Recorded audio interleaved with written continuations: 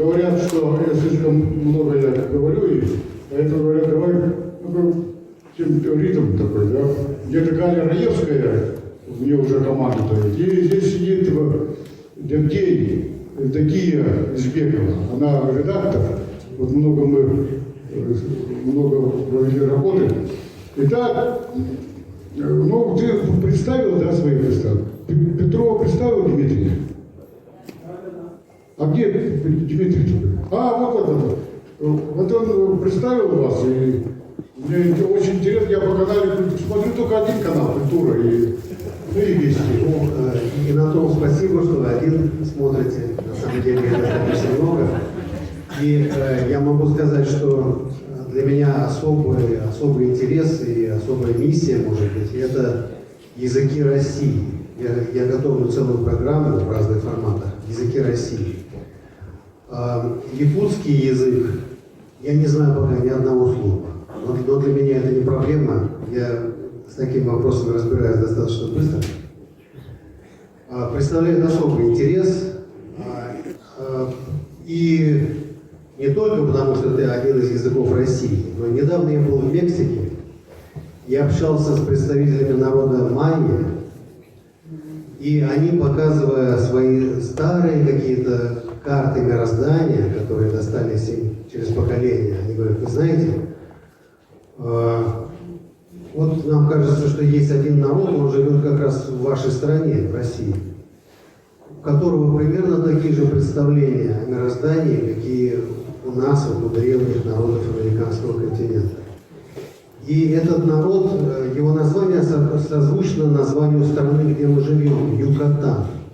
Но там немножко изменяются положение гласных. Якутан, вот что-то такое.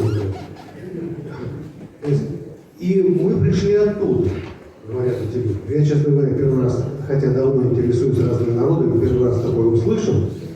И когда они мне показали эти древние свои письмена и изображения картины мироздания, после этого я только зашел, стал интересоваться мифологией, эпосом якутского народа. Я увидел потрясающие параллели. Я, естественно, не мог не влезть в языковые параллели. Их тоже нашел, но об этом подробнее потом. И поэтому сейчас вот для меня колоссальный интерес представляет эпос Олонхо, если я правильно произношу.